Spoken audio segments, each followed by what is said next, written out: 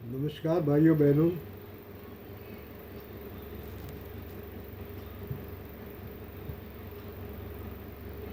मन में बैठे हुए लालच,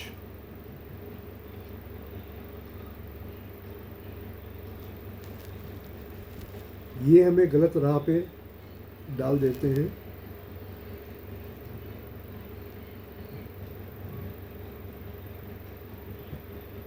और अपने पास अर्जित वस्तुओं से मोह ये कहीं छिन ना जाए, वो भय पैदा करती है।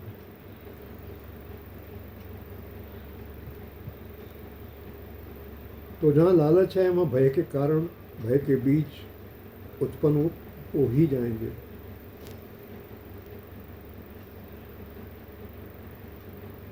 क्योंकि मोह ना होता तो आप लालच कर ही नहीं सकते।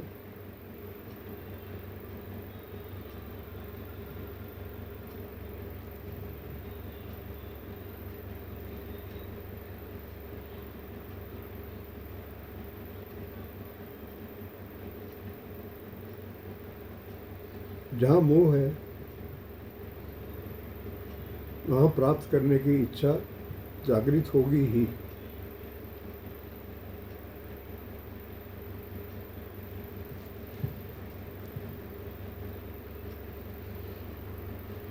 जो आपकी मन की शक्तियों को शिथिल कर देती है, कमज़ोर बना देती है।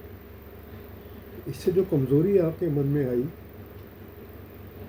यही कमज़ोरी जब आपको किसी वस्तु के खो जाने का भय पैदा होगा तो मन की ये कमज़ोरी ही भय का रूप धारण कर लेगी।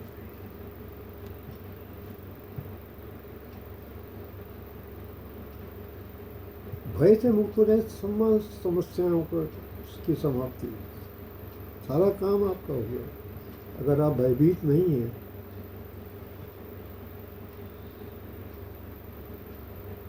तो उसका निर्भय अवस्था का, मन की निर्भय अवस्था का जो उपादान है वो शांति है, भीतर का आनंद है।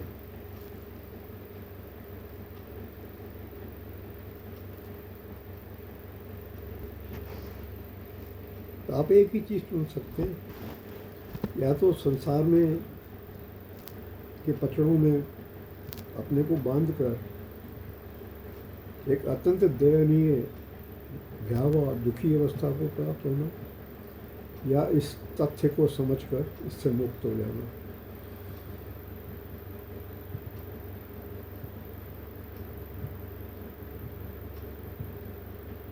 कोई तीसरी चीज़ है ही नहीं।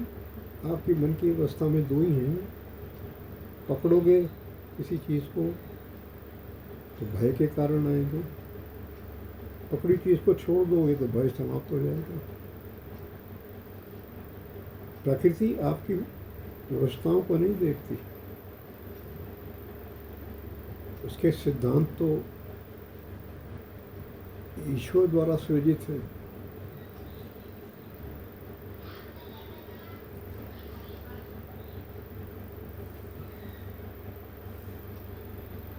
हाँ, ऐसे उदाहरण जरूर हैं जब आप ईश्वर और प्रकृति से जुड़े हुए हैं, कोई भयंकर तूफान आया,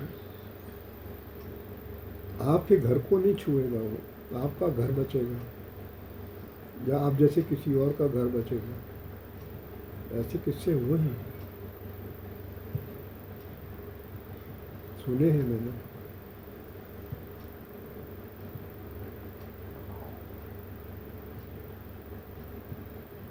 और फिर ये अनंत शक्ति लिए हुए, अनंत आकाश की शक्ति इनके पास है।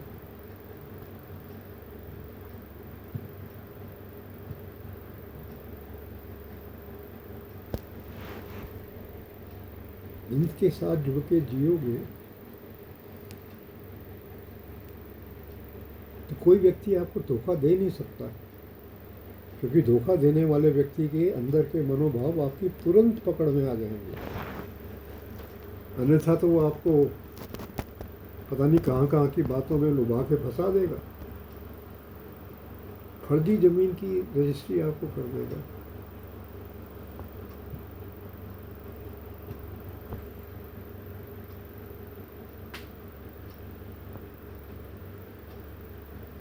हर जगह आपको मन की इस अवस्था की आवश्यकता है जहाँ आप ईश्वर से जुड़े हुए हैं। भय रहित अवस्था की आपको हमेशा आवश्यकता है।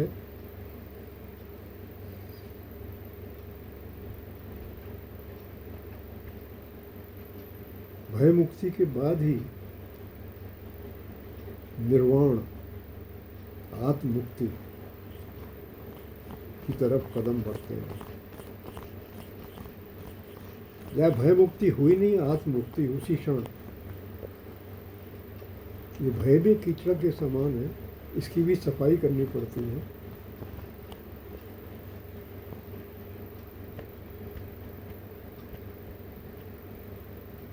इसकी सफाई करने के लिए एक लाइन जो कही गई है युगों युगों से, क्या तू लेकर आया और क्या तू लेकर जाएगा, खाली हाथ आया जगत में खाली हाथ जाएगा। इसी भाव को समझ लें, ये भी भयमुक्त कर देगा। कहते तो हैं लोग, भजन भी करते हैं इस पर, लेकिन मुक्त नहीं हो पाते क्योंकि इसको पकड़ नहीं पाते हो। सुनने में अच्छा लगता है उनको, लेकिन वास्तव में इसको पकड़ लें।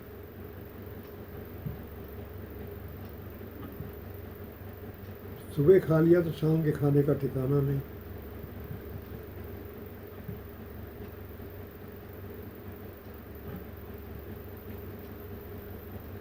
एक संत हुआ करते थे बनारस में, उनका परिवार भी था।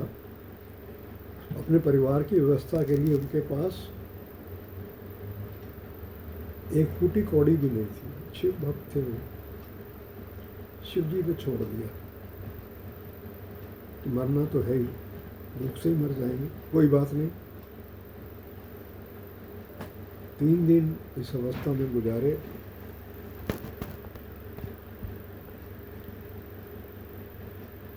तो भगवान शिव ने अपने किसी दूसरे भक्त को स्वप्न में दर्शन देकर कहा, और उनके घर का पता वता सब समझा के कि वहाँ पे जाके अनाज और फल फ्रूट रख के आओ, साग सब्जी।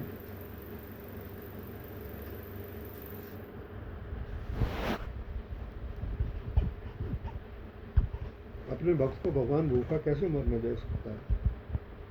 यही अपने बूते पे चलते हैं तो अवश्य भूखे मर जाते।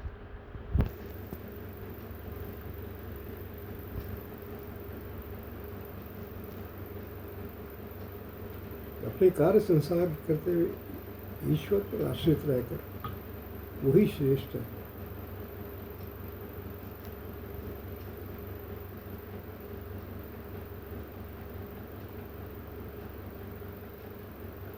धन्यवाद। जय राधा कृष्ण।